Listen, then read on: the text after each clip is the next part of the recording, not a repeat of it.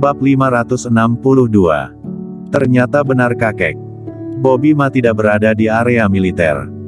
Setelah menerima pemberitahuan, dia langsung datang. Setengah jam kemudian, dia muncul di hadapan Kingston Jiang, putra surgawi. Dia datang dengan terburu-buru, seluruh tubuhnya penuh keringat. Kingston Jiang melirik pria berusia 50-an itu. Ini adalah Jenderal Bintang 3 yang merupakan komandan kedua Tentara Api Merah. Setelah kematian pangeran, untuk sementara dia yang mengelola Tentara Api Merah. Jenderal Ma. Kingston Jiang memandangnya. Putra surgawi, silakan. Wajah Bobby Ma berkeringat, tetapi dia tidak menyekanya. Kingston Jiang bertanya, Jenderal Ma, kota mana yang paling aman di seluruh Dacia? Tanpa ragu-ragu, Bobby Ma berkata, di ibu kota. Iya, ibu kota, ada Tentara Api Merah yang menduduki, tetapi mengapa aku mendengar bahwa setelah pangeran meninggal, banyak hal terjadi di ibu kota? Ekspresi tidak peduli Kingston Jiang membuat Bobby Ma gemetar, tanpa bisa ditahan dia bertanya, putra surgawi, maksud Anda? Kingston Jiang berkata dengan lemah, sepertinya ada sebuah perusahaan bernama New Blue Electronics di ibu kota. Beberapa waktu yang lalu, New Blue Electronics tiba-tiba bangkrut dan bosnya kabur. Putrinya adalah artis dari sebuah perusahaan hiburan, penagih hutang pergi ke perusahaan hiburan untuk meminta uang. Perusahaan ini takut kepada penagih hutang, jadi mereka memecat artis ini. Menurutmu, jika orang benar, menagih hutang bukannya lewat jalur hukum, kenapa malah pergi ke perusahaan, dan kenapa perusahaan ini bisa takut? Apa? Ada hal seperti itu?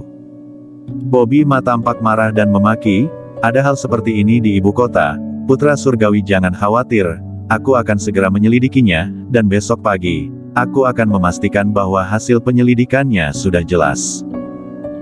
Jika dicurigai adanya pelanggaran hukum, pasti akan dihukum berat, tidak akan diampuni.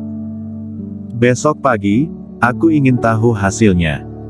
Kingston Jiang meninggalkan sebuah kalimat, bangkit dan pergi.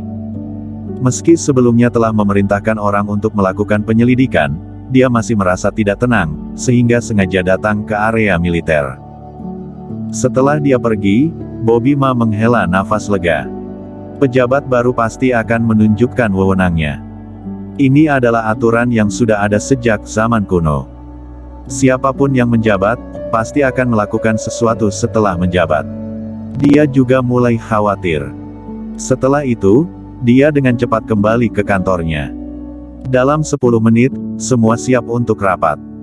Kingston Jiang tidak peduli bagaimana Bobby Ma menyelidikinya.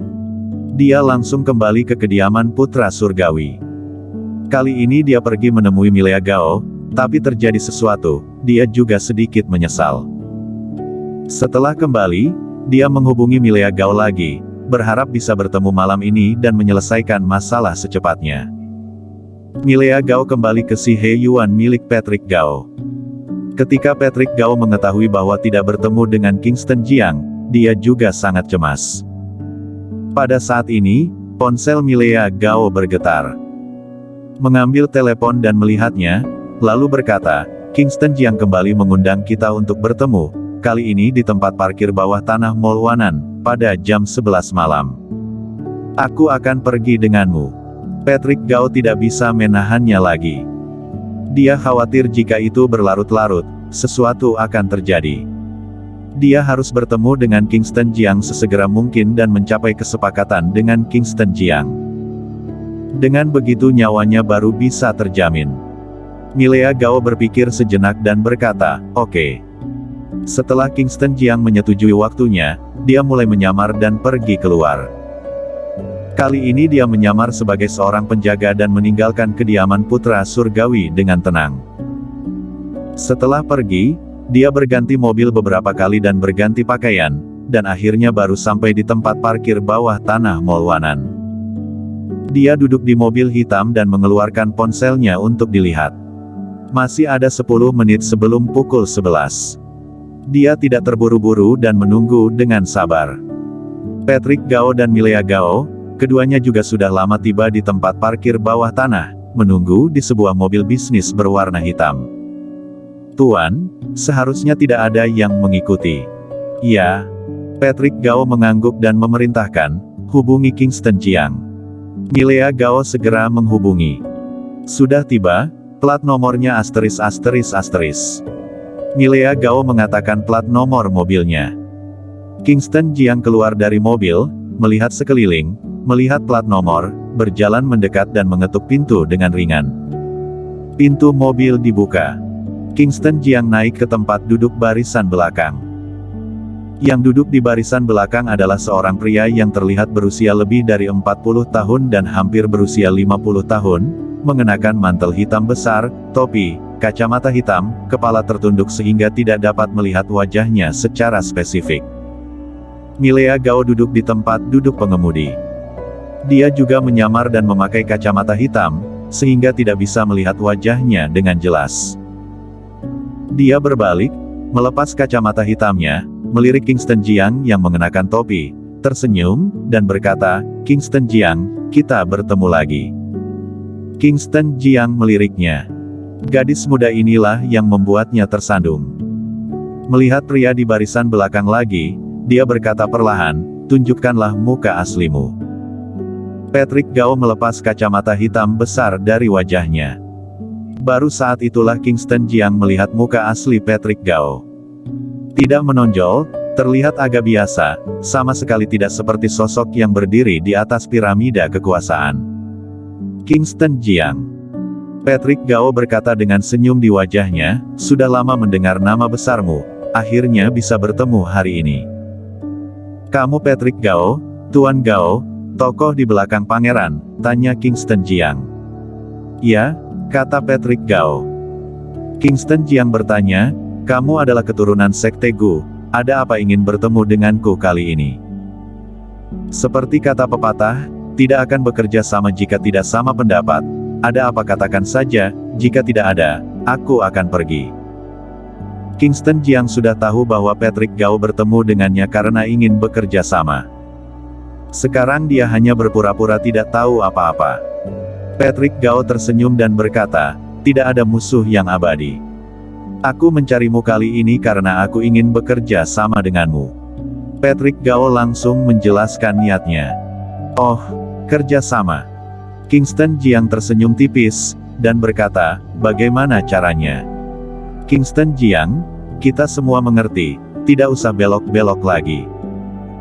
Milea Gao berkata, "Uang mendorongmu naik, bukankah itu hanya untuk menyingkirkan Tuan Gao? Kamu begitu kuat, untuk membunuh Tuan Gao tidak sulit. Tuan Gao adalah orang yang cerdas, dia ingin bertahan hidup dan bekerja sama denganmu. Dia hanya memiliki satu syarat, dan itu adalah bahwa kamu melepaskannya." Kingston Jiang bertanya, "Kerja sama atau tidak, kita tidak bicarakan dulu.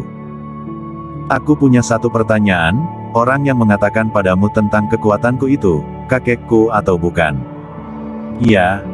Patrick Gao tidak menyangkalnya.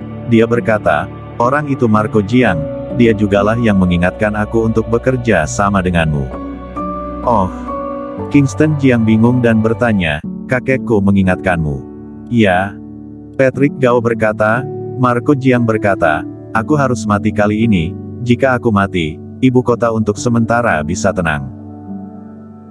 Dia berkata, "Aku harus mati di tanganmu," tetapi dia mengatakan bahwa jika aku bisa memikirkan cara untuk melindungi diriku, maka aku dapat bertahan hidup, dan cara untuk melindungi diri sendiri sekarang adalah kamu tidak membunuh aku. Ingin agar kamu tidak membunuh aku, maka hanya bisa bekerja sama dengan kamu." Setelah mendengar ini, Kingston Jiang bingung. Sebenarnya orang seperti apa kakeknya? Sambil menciptakan masalah baginya, dia juga diam-diam membantunya di sisi lain. Sekarang bahkan membuat Patrick Gao bekerja sama dengannya. Dia tidak mengerti sedikit pun. Setelah berpikir sebentar, dia bertanya, "Bagaimana kamu ingin bekerja sama?" Sebelum datang, Patrick Gao sudah berdiskusi dengan Milea Gao. Kingston Jiang, "Tidak, putra surgawi, aku ingin kamu bermain drama denganku." "Bagaimana caranya?" Aku akan mencari seorang bawahan untuk berpura-pura menjadi aku dan membiarkan kamu membunuh aku. Lalu aku akan bersembunyi dan menghabiskan waktu sebelum tahun depan dengan aman. Kamu juga jangan mengejarku lagi. Sebagai imbalan, aku akan memberikan semua informasi yang kamu inginkan. Sudut mulut Kingston Jiang terangkat, memunculkan sedikit senyuman.